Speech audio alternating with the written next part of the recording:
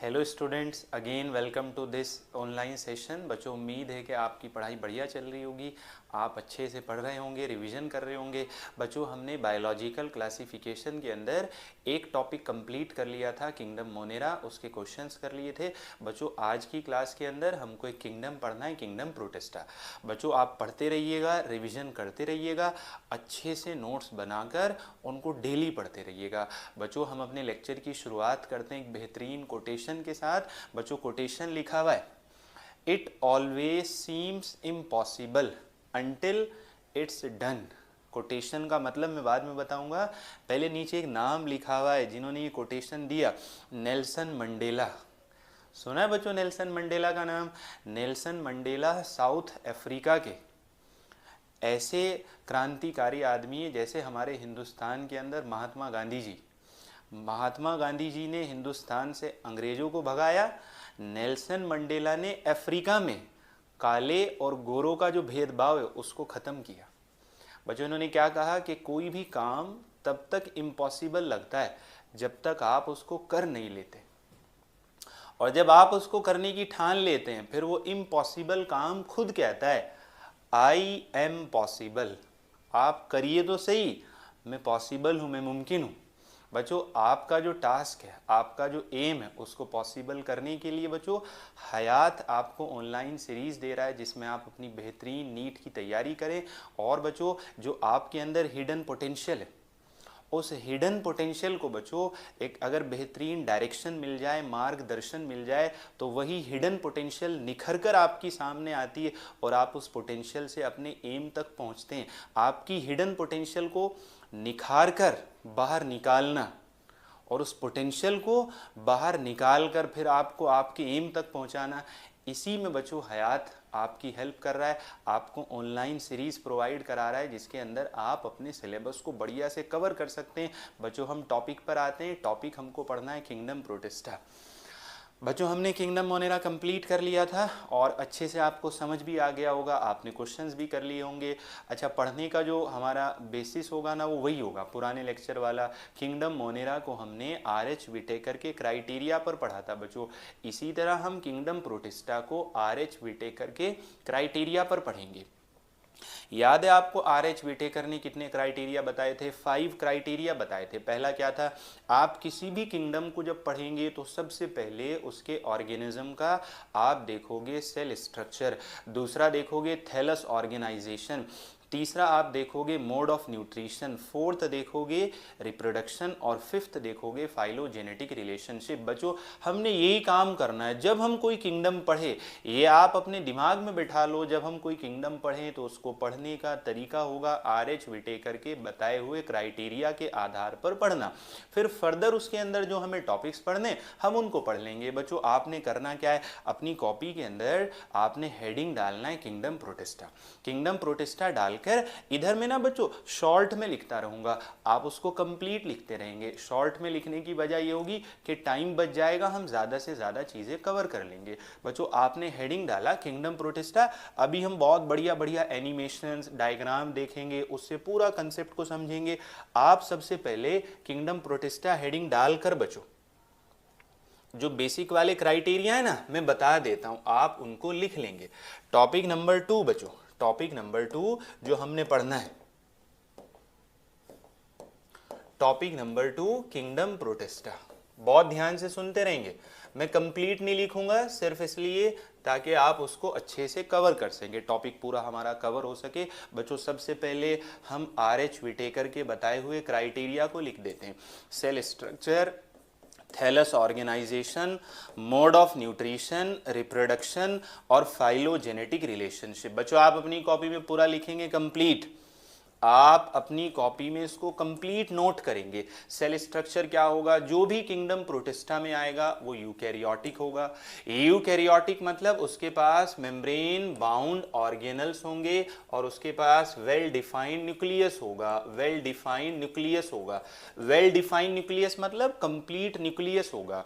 Thallus structure मतलब इनके कितने सेल्स होंगे, ये सब यूनिसेलुलर होंगे। बच्चों सवाल आएगा यूनिसेलुलर यूकैरियोट किस में आते हैं, जवाब देंगे किंगडम प्रोटिस्टा में आते हैं। करना वही है, पहले पूरा किंगडम पढ़ना है, फिर हमने कुछ क्वेश्चंस करने। तो क्वेश्चंस करने के लिए जो थियोरी बताई जा रही है ना, वो बढ़िया से समझनी और याद रखनी ज़रूरी है बच्चों।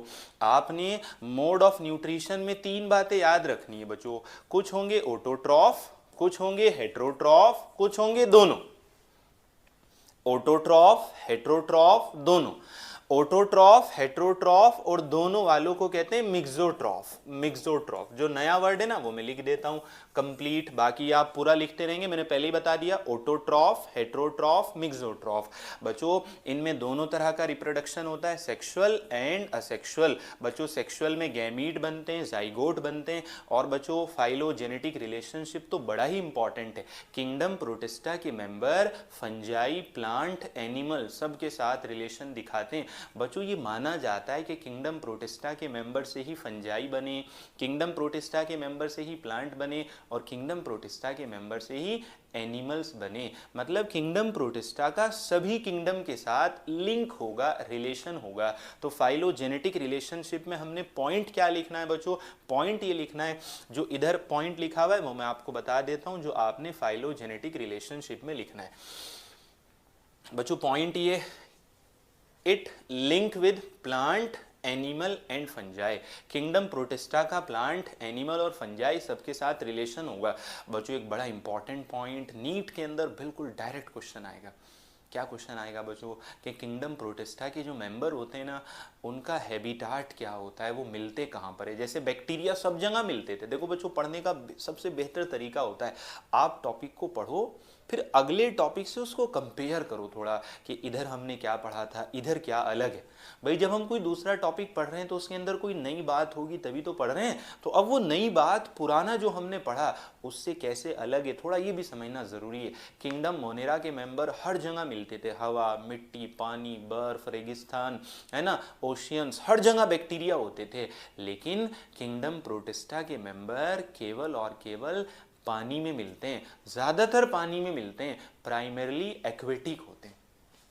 बेटा ये पॉइंट है कि ये जो होते हैं प्राइमरली एक्वेटिक होते हैं। प्राइमरली एक्वेटिक मतलब ये पानी में मिलते हैं। अब देखो ये पॉइंट आपको कॉपी में नहीं लिखने, ये वाले कि किंगडम प्रोटिस्टा में क्या आता है, सिंगल सेल यूकैरियोट। भाई हमने पढ़ लिया cell structure eukaryote, thallus organisation unicellular. हमने पढ़ लिया कि इनके पास वेल डिफाइंड न्यूक्लियस होता है, मेम्ब्रेन बाउंड ऑर्गेनल होते हैं। और बच्चों एक पॉइंट जो बड़ा इंपॉर्टेंट है, कुछ प्रोटिस्ट के पास चलने के लिए होता है सीलिया, कुछ के पास होता है फ्लैजिला। बच्चों हमने ये पॉइंट अलग से हाईलाइट करके लिखना है, किंगडम प्रोटिस्टा के मेंबर एक्वेटिक होते हैं, मतलब पानी में मिलते हैं। और बच्चों इधर हमने ये फाइलोजेनेटिक रिलेशनशिप में लिख लिया, ये रिप्रोडक्शन में लिख लिया। मतलब जो हमारा मोड ऑफ जो क्राइटेरिया था ना वो हमने कंप्लीट कर लिया, cell structure, thallus organisation, mode of nutrition, reproduction, phylogenetic relationship. एक बार मैं बता देता हूँ, आपने किंगडम प्रोटिस्टा में क्राइटेरिया क्या याद रखने, यूकैरियोट होंगे। यूकैरियोट मतलब न्यूक्लियस होगा, मेम्ब्रेन बाउंड ऑर्गेनल्स होंगे, इनके पास सीलिया और फ्लैजिला होगा। ये भी सेल स्ट्रक्चर में ही आ जाएगा, सबके पास नहीं होगा, कुछ के पास होगा सीलिया फ्लैजिला, जब पढ़ेंगे तब बताएंगे। इनका थैलस ऑर्गेनाइजेशन यूनिसेलुलर होगा, mode of nutrition autotroph, heterotroph, mixotroph. और बच्चों रिप्रोडक्शन सेक्सुअल भी होगा, असेक्सुअल भी होगा। फाइलोजेनेटिक रिलेशनशिप में लिंक होगा प्लांट, एनिमल और फंजाई तीनों के साथ। अब बच्चों हमने ना एक बहुत बेहतरीन वाला काम करना है, बड़ा इंपॉर्टेंट। किंगडम प्रोटिस्टा में अगर आपने जो अभी मैं बताने वाला हूँ वो अगर आपने अच्छे से कर लिया, फिर किंगडम प्रोटिस्टा का क्वेश्चन आपका गलत नहीं होगा। बच्चों याद रहे, हम थियरी कंटेंट उतना पढ़ रहे हैं, उतना बना रहे हैं नोट्स जितना हमारे सिलेबस के अंदर है। जो सिलेबस में नहीं है, जो बुक में नहीं है, वो हम बिल्कुल नहीं पढ़ेंगे। बच्चों ये ऐसे टॉपिक्स हैं, इनको आप कितना पढ़ लो, कितने पेज इनमें भर लो, लेकिन बहुत ज़्यादा पेज भरने से, बहुत ज़्यादा कंटेंट इकट्ठा करने से वो आपके याद नहीं रहेगा। क्योंकि आपको एक टॉपिक नहीं पढ़ना है, एक सब्जेक्ट नहीं पढ़ना है, आपको बहुत सारे टॉपिक, बहुत सारे सब्जेक्ट, तीनों सब्जेक्ट अपने कवर करके चलने हैं जिसमें बहुत सारे टॉपिक्स हैं। और 3 घंटे में पूरा कंटेंट नीट के एग्ज़ाम में बाहर निकालना है। अब आप बताओ, अपने दिमाग में जो आपने 2 साल के अंदर पूरा पढ़ा, उसको 3 घंटे में अपने दिमाग से बाहर निकालना, उसके लिए तो आपको बहुत अच्छे से चीज़ें अपने दिमाग में रखनी पड़ेगी। फिर हम टॉपिक पर आ जाते हैं। बस एक एग्जांपल दे देता हूँ आपको, ताकि आपको बात क्लियर हो। देखो, जब हम चीज़ों को सिस्टमेटिक तरीके से पढ़ते हैं ना, तो फिर उन चीज़ों से फ़ायदा उठाना आसान हो जाता है। जैसे घर में अलमीरा होती है, अलमीरा, अलमीरा में कपड़े रखे जाते हैं। अगर आप अलमीरा में कपड़े बिना आयरन किए ऐसे ही रख दोगे आप, मतलब उनको एक प्रॉपर तरीके से नहीं रखोगे, ऐसे ही भर दोगे, अलमीरा में आप उल्टे सीधे तरीके से कपड़े भर दोगे, तो उनको निकालने में दिक्कत होगी। जब आप अलमीरा में आयरन कर कर कपड़ों को लाइन से लगाओगे, एक सीक्वेंस में रखोगे, तरीके से रखोगे, तो निकालने में आसानी होगी। बस ये तुम्हारी तैयारी के लिए सबसे बढ़िया एग्जाम्पल है। आपका दिमाग अलमीरा है, इस अलमीरा में नॉलेज को हमने सीक्वेंस में रखना है, ताकि एग्ज़ाम के टाइम एकदम हम सही तरीके से सही बात को अपने दिमाग से बाहर निकाल सके। उल्टे सीधे तरीके से ठूस कर भरोगे तो फिर उससे आप फ़ायदा नहीं उठा पाओगे, निकालोगे कुछ, निकलेगा कुछ। अब पढ़ें, अब प्रॉपर तरीके से पढ़ना है। अब मुझे बात रिपीट ना करनी पड़े। अब जो मैंने ये आपको बता दिया, ये एग्जाम्पल दे दिया, ये इनफ है पूरे टॉपिक को समझने के लिए। हमने किंगडम प्रोटिस्टा को 5 ग्रुप में डिवाइड करना है। पहले ग्रुप के नाम याद करने, बिल्कुल सीक्वेंस में याद करने। क्राइसोफाइट पहला ग्रुप, क्राइसोफाइट दूसरा group, dinoflagellate third group, euglenoid fourth group, slime mould fifth group, protozoans. ये बच्चों 5 ग्रुप है। मैं एक बार रिपीट करता हूँ, chrysophyte, dinoflagellate, euglenoid, slime mould और प्रोटोजोन्स। ये 5 ग्रुप हमने पढ़ने। और कैसे पढ़ने? हमने 3 group C D E, alphabetically C D E, chrysophyte, dinoflagellate और यूग्लिनॉइड, इन तीनों को कंपेयर करके पढ़ना है। ये भी किंगडम प्रोटिस्टा में, ये भी किंगडम प्रोटिस्टा में, ये भी किंगडम प्रोटिस्टा में। अब हमने इनको कंपेयर करना है। जब हम इनको कंपेयर करके पढ़ेंगे ना, तो वही बात है, जब हम इनकी तुलना करेंगे, कंपेयर करेंगे, तरीके से पढ़ेंगे, तो हमें याद रहेंगे। अब देखो आपने करना क्या है, आपने क्राइटेरिया लिख लिए। अब अपनी कॉपी में आपने लिखना है किंगडम प्रोटिस्टा को 5 ग्रुप में डिवाइड किया गया, ऐसे आप लिखेंगे। फिर जो आप याद रखेंगे वो मैं बताता हूँ, फिर किस तरह से आप नोट्स बनाओगे। आप पहले लिखेंगे किंगडम प्रोटिस्टा को डिवाइड किया गया 5 ग्रुप के अंदर।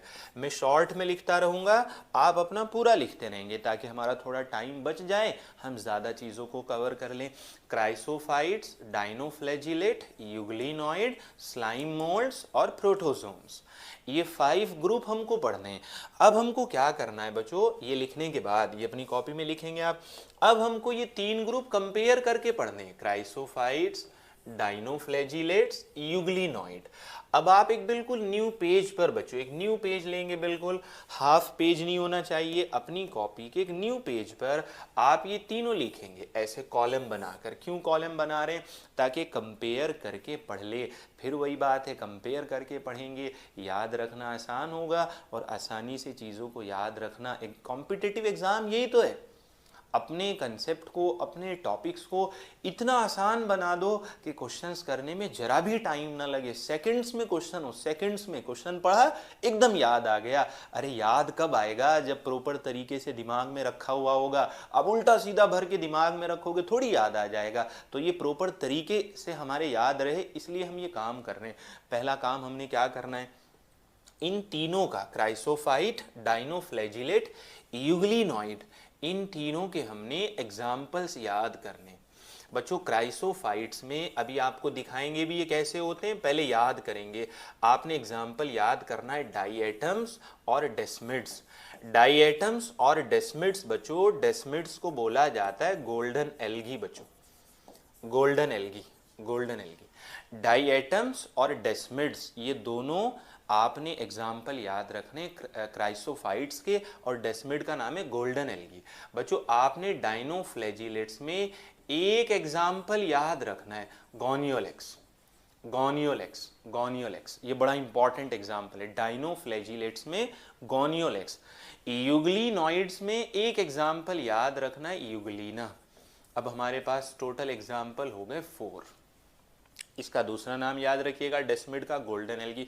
अभी दिखाएंगे, सबसे पहला काम क्या कर रहे हैं, तीनों के एग्जाम्पल। पहले नाम याद हो, क्राइसोफाइट, डाइनोफ्लैजिलेट, यूग्लिनॉइड। नाम याद हो गए, chrysophyte, dinoflagellate, euglenoid. Example, chrysophyte में डाई एटम्स डेस्मिड, डेस्मिड का नाम गोल्डन एल्गी। बच्चों डाइनोफ्लैजिलेट में गोनियोलेक्स, और इसमें बच्चों यूग्लिनॉइड्स में यूग्लिना। बच्चों हमने क्राइसोफाइट, डाइनोफ्लैजिलेट, यूग्लिनॉइड के एग्जाम्पल पढ़ लिए। क्राइसोफाइट का एग्जाम्पल हमने पढ़ा डाइएटम, डेस्मिड्स, डाइनोफ्लैजिलेट्स का गोनियोलेक्स और यूग्लिनॉइड का यूग्लिना। बच्चों दूसरा काम हमें क्या करना है, इन तीनों का हैबिटाट पढ़ना है। हमें पता है प्रोटिस्ट पानी में मिलते हैं, बट ये एक जैसे पानी में नहीं मिलते, ये अलग अलग टाइप के वाटर में मिलते हैं, वही हमें याद करना है। बच्चों जो क्राइसोफाइट्स होते हैं ना, ये दो तरह के वाटर में मिलते हैं, फ्रेश वाटर और मेरीन वाटर। जरा इसका मतलब समझ लो, ऐसा वाटर बच्चों जिसके अंदर सॉल्ट कम रहता हो उसको कहते हैं फ्रेश वाटर। ऐसा वाटर जिसमें सॉल्ट ज़्यादा रहता हो उसको हम कहते हैं मरीन वाटर बच्चों। मतलब जैसे नदी, तालाब और नहर, इन सब का जो पानी हो गया उसको फ्रेश वाटर मानते हैं। फ्रेश वाटर मतलब कि इसके अंदर नमक कम होगा, और मरीन वाटर मतलब इसके अंदर नमक बहुत ज़्यादा होगा। तो ये हर तरह के हैबिटाट में मिलते हैं, फ्रेश वाटर में भी मिलेंगे, मरीन वाटर में भी मिलेंगे। और बच्चों जो डाइनोफ्लैजिलेट्स होते हैं ना, ये डाइनोफ्लैजिलेट्स केवल और केवल मरीन वाटर में मिलते हैं। अब देखो ये एक्वेटिक होते हैं, और एक्वेटिक मतलब पानी में मिलने वाला, लेकिन ये कैसे पानी में मिलेंगे, डाइनोफ्लैजिलेट्स मिलेंगे मरीन वाटर में। यूग्लिनॉइड, यही तो है कंपेयर करना, फ्रेश वाटर मरीन वाटर दोनों में, केवल मरीन वाटर में, और ये केवल फ्रेश वाटर में। और बच्चों इंपॉर्टेंट पॉइंट, यूग्लिनॉइड ऐसे फ्रेश वाटर में मिलेंगे जो फ्रेश वाटर स्टेगनेंट होगा। स्टेगनेंट मतलब रुका रहेगा, रुका हुआ पानी मतलब चलता हुआ ना हो, रुका हुआ जो साफ पानी, कम साफ पानी मतलब कम नमक वाला पानी, उसमें मिलते हैं यूग्लिनॉइड। तो हमने दो पॉइंट कंपेयर कर लिए, इनके एग्जाम्पल और इनका हैबिटाट। अब हमने क्या कंपेयर करना है, जो पॉइंट हम कंपेयर करके याद रखेंगे बच्चों, मोड ऑफ न्यूट्रिशन। इनका मोड ऑफ न्यूट्रिशन होता है ऑटोट्रॉफ, ये ऑटोट्रॉफिक होते हैं।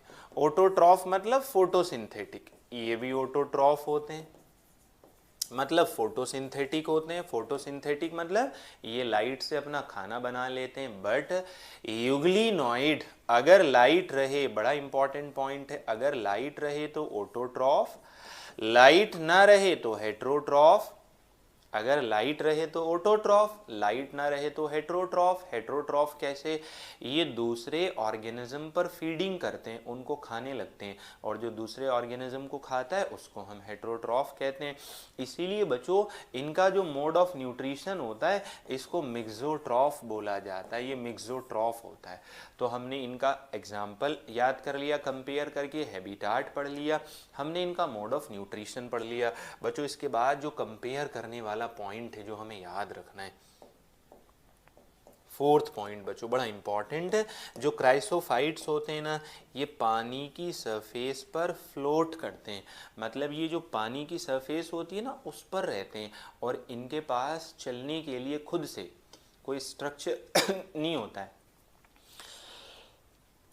इनके पास सीलिया और फ्लैजिला नहीं होता है। वाटर करंट्स, पानी की जो लहरें होती हैं, अगर पानी चलेगा तो ये भी चलेंगे, पानी रुक जाएगा ये भी रुक जाएंगे। इसलिए बच्चों बड़ा इंपॉर्टेंट पॉइंट है, ये पानी की सरफेस पर तैरते हैं पैसिवली, मतलब ये अपनी एनर्जी खर्च नहीं करते हैं, पैसिवली ये काम करते हैं बिना कोई एनर्जी खर्च किए। लेकिन चलने के लिए डाइनोफ्लैजिलेट्स के पास दो फ्लैजिला होते हैं बच्चों, और बड़ा इंपॉर्टेंट पॉइंट, दो ही फ्लैजिला होते हैं यूग्लिनॉइड्स में।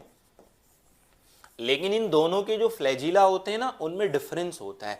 क्या डिफरेंस होता है, डाइनोफ्लैजिलेट्स, देखो नाम समझो, डाई मतलब दो, फ्लैजिलेट्स मतलब फ्लैजिला, दो फ्लैजिला होते हैं, एक होता है लॉन्गिट्यूडनल, एक होता है ट्रांसवर्स। तो इनके पास दो फ्लैजिला में एक फ्लैजिला रहता है लॉन्गिट्यूडनल, लॉन्गिट्यूडनल, और एक फ्लैजिला रहता है ट्रांसवर्स बच्चों, दो फ्लैजिला। और यहाँ कैसे होते हैं, एक फ्लैजिला होता है शॉर्ट और एक फ्लैजिला होता है लॉन्ग। अब मैं ये आपको सभी पॉइंट जो हमने कंपेयर करके लिखे, अब ये मैं सब आपको दिखाता हूं। देखो देखो बच्चों, सबसे पहले हमने क्राइसोफाइट पढ़ा। देखो ये कहाँ मिलेंगे, फ्रेश वाटर में, मेरीन वाटर में, फ्लॉट करेंगे पैसिवली पानी के साथ साथ, इनको प्लैंकटन बोला जाता है, फोटोसिंथेटिक होंगे। एग्जाम्पल डाइएटम और गोल्डन एल्गी। हमने देखो तरीके से लिखा, पहले एग्जाम्पल लिखे, फिर हैबिटाट लिखा, फिर हमने इनका मोड ऑफ न्यूट्रिशन लिखा, फिर हमने इनका लोकोमोशन लिखा। ये रहे बच्चों डाइएटम्स, बहुत सारी वैरायटी होती है और इनसे रिलेटेड बड़ा इंपॉर्टेंट फैक्ट हमें याद रखना है। और ये रहे गोल्डन एल्गी बच्चों, ये डाइएटम्स, ये गोल्डन एल्गी। अब हमने जो सबसे इंपॉर्टेंट काम करना है, इनकी सेल वॉल को याद रखना है बच्चों। सेल वॉल बड़ा इंपॉर्टेंट होता है और डाई एटम का सेल वॉल तो बच्चों क्वेश्चन के पॉइंट ऑफ व्यू से बड़ा ही इंपॉर्टेंट, इस पर बहुत ज़्यादा क्वेश्चंस आते हैं। क्या याद रखना है, सबसे पहला पॉइंट, फिर लिखेंगे कैसे वो मैं बता दूंगा। सबसे पहले आपने क्या याद रखना है, जो डाई एटम्स होते हैं ना, इन डाई एटम्स का जो सेल वॉल होता है, ये सेल वॉल बना होता है केमिकल से जिसका नाम होता है सिलिका बच्चों। सबसे पहला पॉइंट, डाई एटम्स का सेल वॉल सिलिका से बना होता है, ठीक है। इनका जो सेल वॉल होता है ना, इसमें जो सिलिका होता है ये ऐसे होता है जैसे साबुनदानी खुलने और बंद होने वाला। साबुनदानी में क्या होता है, ऊपर वाला पोर्शन नीचे वाले पर ओवरलैप कर जाता है, बिल्कुल ऐसे ही बच्चों इनके सेल वॉल में ऐसे दो थिन शेल्स होते हैं। इसमें सिलिका होगा, इसमें सिलिका होगा, और ये दोनों एक दूसरे में ऐसे फिट होते हैं जैसे सोप बॉक्स। सोप बॉक्स मतलब जैसे साबुनदानी होती है साबुन रखने के लिए, वैसे इनका सेल वॉल होता है। तो बच्चों सवाल क्या आता है, जो पॉइंट आपने याद रखना है, डाई एटम का जो सेल वॉल होता है उसके अंदर दो थिन बारीक से ओवरलैप करने वाले ओवरलैपिंग शेल्स होते हैं। मतलब ऐसे शेल्स होते हैं जो एक दूसरे के ऊपर ओवरलैप करते हैं। तो हमने क्या याद रखना है, डाई एटम का सेल वॉल सिलिका से बना होता है, इसका सेल वॉल साबुनदानी की तरह होता है डाई एटम का सेल वॉल। और बच्चों सेल वॉल के अंदर सिलिका होता है, इसलिए ये आसानी से या बहुत जल्दी ख़त्म नहीं होता। इसको कहते हैं इनडेस्ट्रक्टिबल। इनडेस्ट्रक्टिबल मतलब ये डिस्ट्रॉय नहीं होता। ये पानी में रहते हैं, बिल्कुल सही बात है, पानी की सरफेस पर फ्लोट करते हैं। जब बच्चों बहुत ध्यान से सुनेंगे, जब डाई एटम्स बहुत ज़्यादा नंबर में ख़त्म होते हैं, जिसको मास एक्सटिंक्शन कहते हैं। मास एक्सटिंक्शन मतलब बहुत ज़्यादा ऑर्गेनिजम्स का एक साथ ख़त्म होना। जब डाई एटम्स बहुत ज़्यादा ख़त्म होते हैं तो उनका सेल वॉल ओशियंस में डिपॉजिट हो जाता है और धीरे धीरे धीरे धीरे डिपॉजिट होता रहता है। बच्चों देखा जाता है बिलियन ईयर्स तक जब डिपोजिशन चलता है तो जिधर डाई एटम रहते हैं वहाँ उनके सेल वॉल से एक लेयर बन जाती है पूरी। जैसे आप थोड़ा थोड़ा मिट्टी जमा करते रहो, अब बिलियन ईयर मतलब समझ रहे हो, करोड़ों साल तक जब ये काम चलता रहेगा तो वहाँ पूरी एक लेयर बन जाएगी। इसी तरह ओशियंस के अंदर डाई एटम्स का सेल वॉल जमा होता रहता है और वहाँ डाई एटोमेशियस अर्थ बन जाती है। जो डाई एटोमेशियस अर्थ जो होती है ना, उसकी जो मिट्टी होती है वो ग्रिटी नेचर की होती है, इसलिए उस मिट्टी से पॉलिश की जाती है, पॉलिश वाले प्रोडक्ट बनाए जाते हैं और फिल्ट्रेशन का काम किया जाता है। अब यही पॉइंट देखो यहाँ पर लिखे हुए, देखो क्या लिखा हुआ है, डाई एटम्स। डाई एटम अलग से हेडिंग डालना है, डाई एटम्स कंपेयर करने वाला काम हो गया, कंपेयर करने वाला काम हो गया। अब हमने जो यूनिक पॉइंट है ना वो लिखने अलग वाले पॉइंट। डाई एटम के पास होगा सिलिका वाला सेल वॉल, इधर लिखा हुआ है they have siliceous cell wall, मतलब ऐसा सेल वॉल होगा जो सिलिका से बना होगा। ये पहला पॉइंट लिखेंगे। फिर दूसरा इसी में याद रखेंगे, ये दो ओवरलैपिंग शेल्स की फॉर्म में होगा जो एक दूसरे पर फिट होंगे जैसे सॉप बॉक्स होता है ऐसे। डाई एटम बच्चों ओशियंस के अंदर माने जाते हैं चीफ प्रोड्यूसर्स मतलब यही डाई ओशियंस के अंदर यही डाई एटम्स फोटोसिंथेटिक होते हैं, खाना बनाते हैं, इन्हीं से फूड चेन चलता है।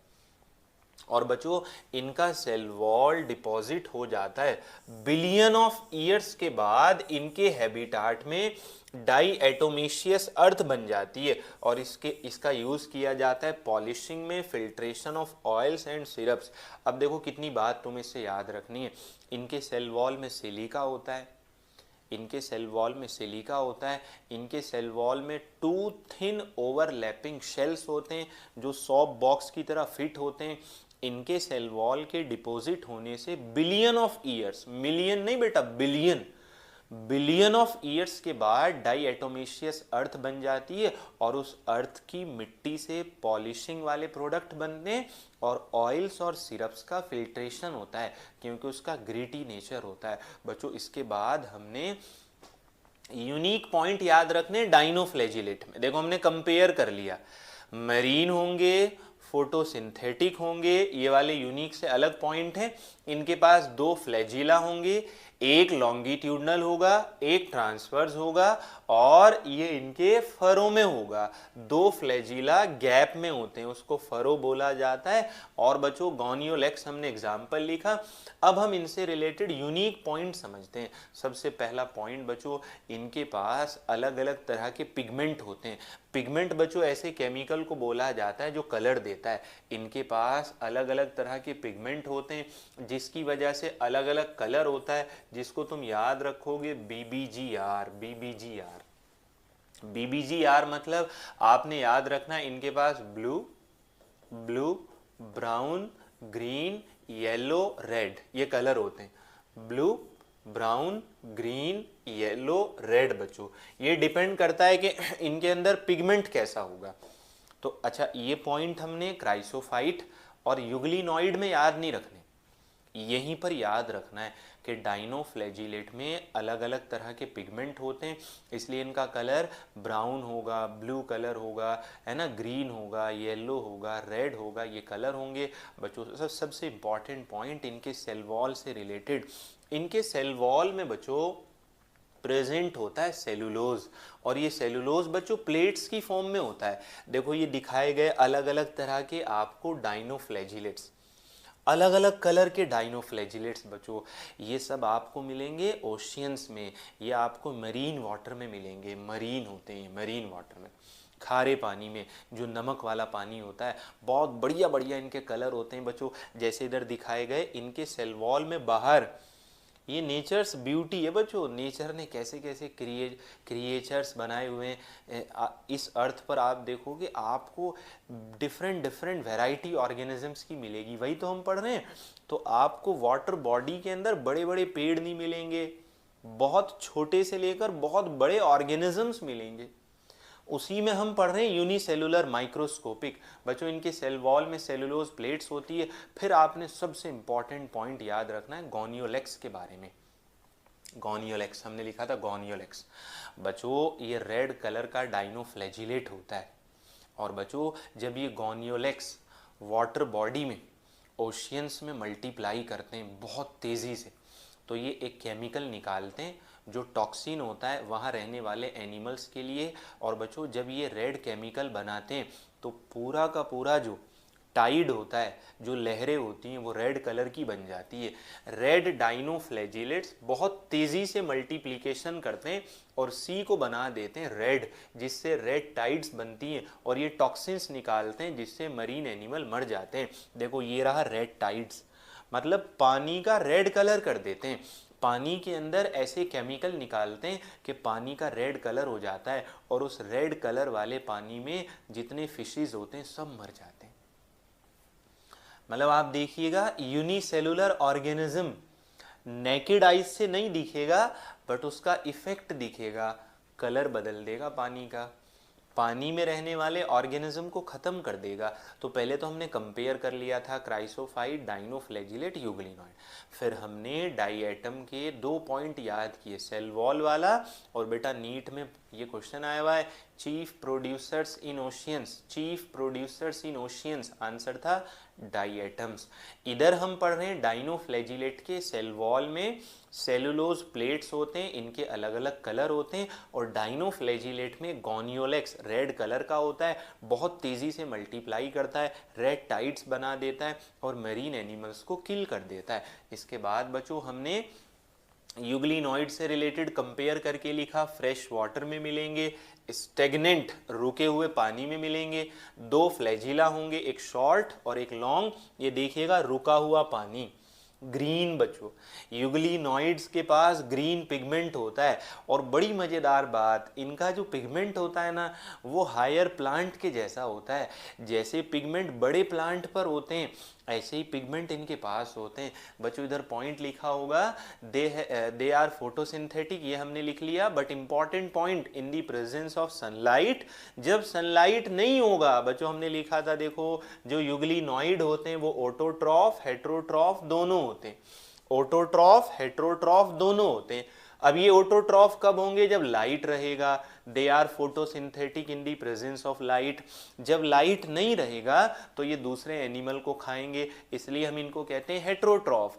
ये यूनिक पॉइंट है बच्चों, इनका जो पिगमेंट है ना वो हायर प्लांट के जैसा होगा। यूग्लिना ये रहा बच्चों, आपने इसके स्ट्रक्चर को याद नहीं रखना है, मैंने पहले ही बताया जो हमारे काम के पॉइंट हैं हमने वो याद रखने।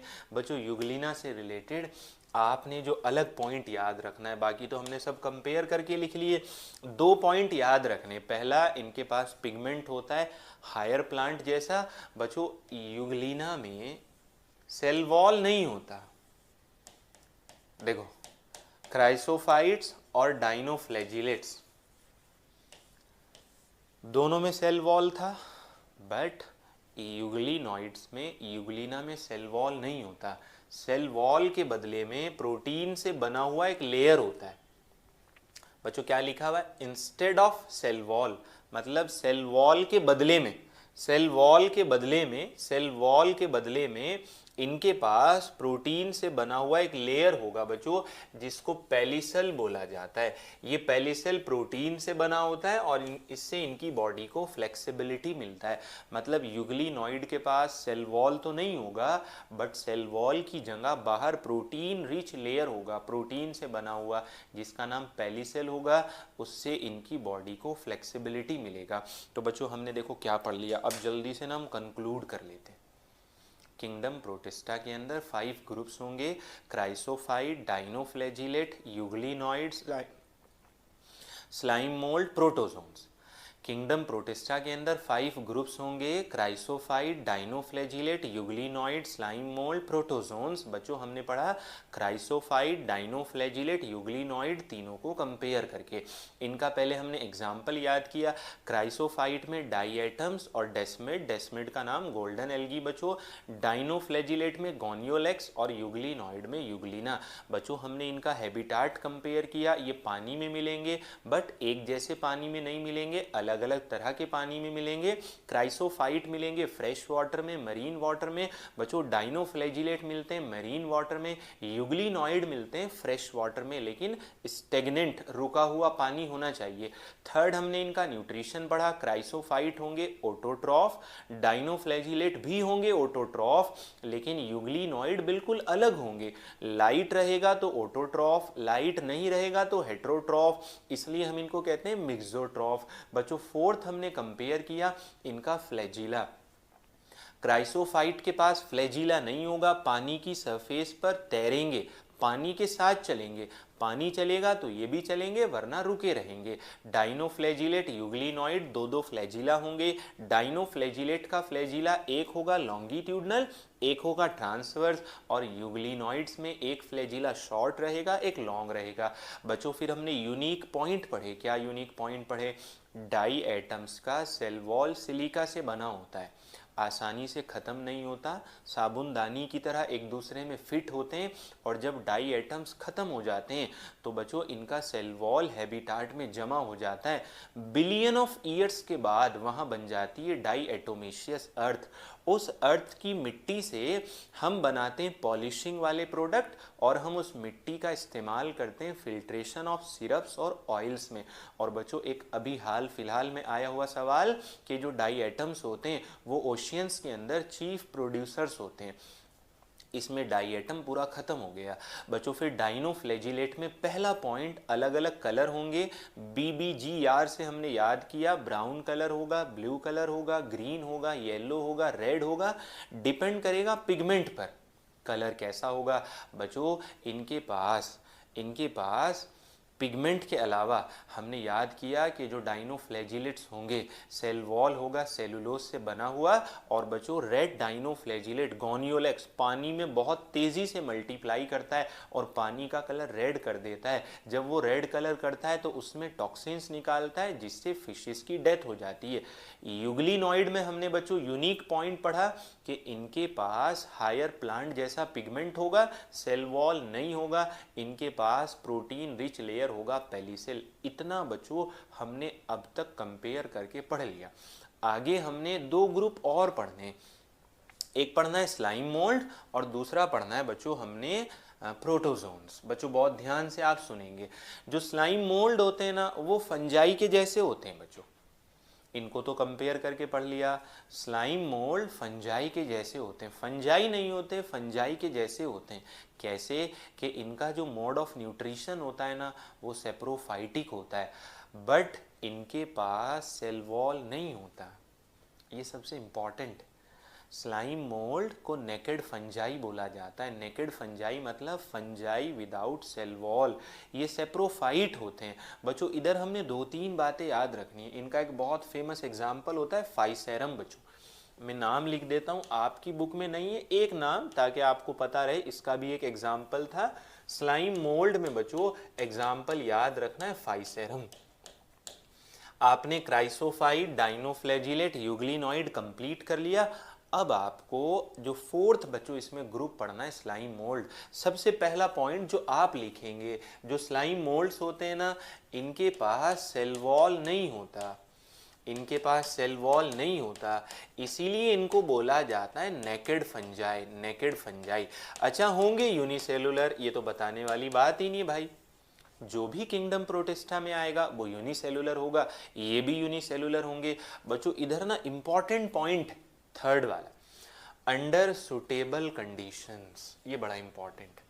जब कंडीशंस इनके फेवरेबल होंगी, जैसी कंडीशंस इनको चाहिए जब वैसी कंडीशन रहेगी, तो बच्चों क्या होता है, ये ना एग्रीगेशन करते हैं बच्चों। एग्रीगेशन कैसे करते हैं, ये एक स्लाइम मोल्ड फाइसेरम, ये एक और स्लाइम मोल्ड, ये एक और स्लाइम मोल्ड, ये एक और स्लाइम मोल्ड, ये स्लाइम मोल्ड, ये सब मिल जाते हैं ऐसे। अब बताओ जब ये मिलेंगे तो मल्टी न्यूक्लिएटेड कंडीशन क्रिएट होगी नहीं होगी भाई। एक न्यूक्लियस इसका, एक न्यूक्लियस इसका, एक न्यूक्लियस इसका, सब मिल गए तो बहुत सारे न्यूक्लियस आ गए। सेल एक ही है जैसे यहाँ दिखाया गया, देखो यहाँ डायग्राम में दिखाया गया, सेल तो एक ही है बट न्यूक्लियस बहुत सारे हैं। कैसे, अनफेवरेबल कंडीशन में ये मिल जाते हैं, एग्रीगेशन कर लेते हैं, और इनके मिलने से जो स्ट्रक्चर बनता है उसको कहते हैं प्लाज्मोडियम।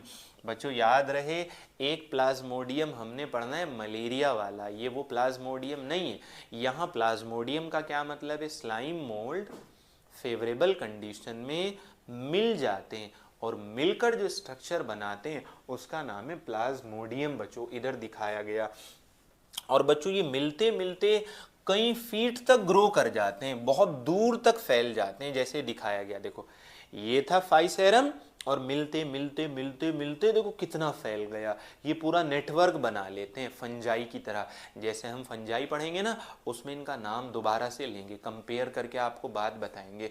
बच्चों ये जो स्लाइम मोल्ड होते हैं अनफेवरेबल कंडीशन में क्या करते हैं, बहुत बढ़िया इधर स्ट्रक्चर जिससे आपको समझ में आएगा बच्चों इनकी लाइफ साइकिल कैसे होती है। फेवरेबल कंडीशन में मिल जाएंगे, प्लाज्मोडियम बना देंगे। अनफेवरेबल कंडीशन में बच्चों ये ग्रो करके, ऐसे ग्रो करके स्ट्रक्चर बना देंगे जिसका नाम होगा फ्रूटिंग बॉडीज। ऐसा लगता है जैसे कोई फ्रूट हो देखने में। ये अनफेवरेबल कंडीशंस में मान लो ये था प्लाज्मोडियम, ये प्लाज्मोडियम अनफेवरेबल कंडीशन में ग्रो करके ऐसे फ्रूटिंग बॉडी बना देता है। और बच्चों इन फ्रूटिंग बॉडी के अंदर प्रेजेंट होते हैं स्पोर्स इनके ऊपर वाले पोर्शन पर। मतलब ये वाला स्लाइम मोल्ड कब बनेगा?